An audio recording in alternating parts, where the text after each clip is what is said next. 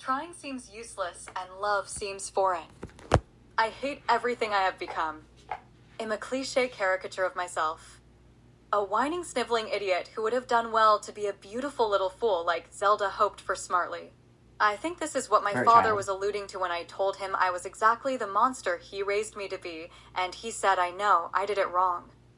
That was reassuring, I thought to myself, with sarcasm drenching my lies to even myself.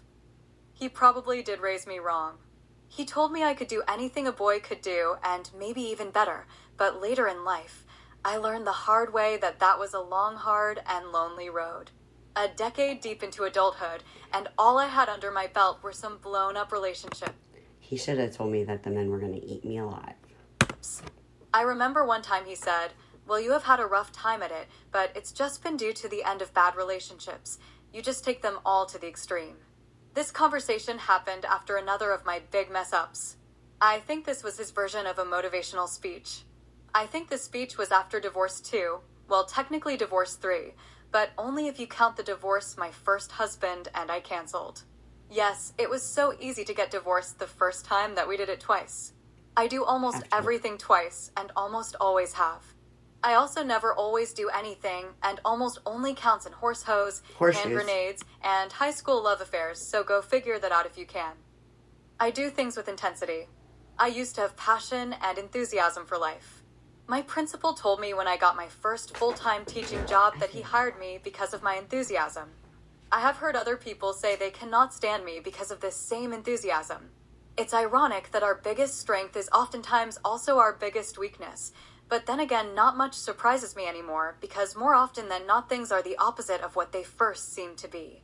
Like nice men often turn out to be jerks, love breaks your heart, and just when you think you're starting, you stop. I seem to have no control over my actions lately.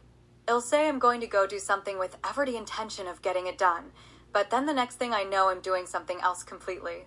I said aloud to myself alone the other day, "You'd think I have control over the things I do, but honestly, I feel like I have as much control over myself as I have privacy." I had not thought about it. I just said it, and as soon as it came out it seemed so true and telling and haunting, and I cannot quite say why, but I am certain there is some correlation here. Have you ever lost it all? I have a time or two, and I used to say I would recommend it, and maybe I still do, but I'm so cynical these days I have been wishing and praying for death and am only mildly embarrassed to admit it. I would never kill myself. It seems like the pussy way out. I am tough. I can do hard things. And what does my kids need me? I know it seems like they won't ever need me, but things change. Think of how much has changed in the last decade or so of your life. Around 10 years ago, I had everything I wanted. Kids, career, home, friends, hobbies. Happiness floated around my beautiful life out in the country with my children. There was only one thing I didn't have, and that was true love from a guy, and I risked it all to try to get that, and I lost it all. Kids, career, home, inheritance, friends, security. I even lost my freedom, and one could argue my education was lost too. For all intents purpose, since I could not use it. There went my beautiful life, my lovely little family, my babies, my world, everything gone in the process. 10 years and 9 lawyers later, here I sit a shadow of myself. 6 lawyers. I am sick all the time. I can barely take care of myself. I cannot get a job. I have been diagnosed with so many things that all roll up into me feeling like I'm dying, or at least wishing I was. This loss ruined me for sure. I have been broken for years, and the damage is looking pretty permanent. I used to lie to myself and say my dad did not want to help me or even live up to his promise. His word, because he did not want to steal my pain, because what comes after pain? Beauty. That's what I said to tell myself to console my sadness and disappointment. My expectations for this world were so far off that it is embarrassing. But I did not think the world would suck this bad. I never would have believed you if you would have told me. I would have laughed and said you're crazy. I am not going to be a great teacher. The most highly requested teacher, the guidance counselors, told me, only to quit because according to the State Board of Health, I was being poisoned with carbon dioxide at extremely illegal levels. 1343 ppm in my classroom when they did the air quality test.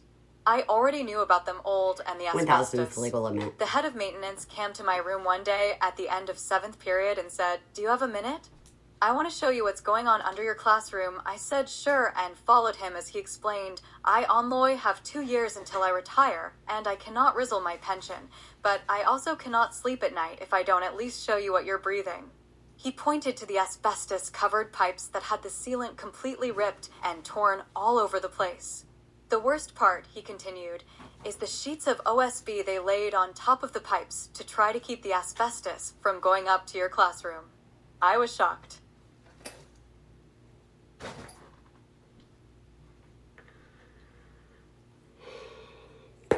The schools have turned into the perfect storm. Now they're competing and hiding their problems. I bet that's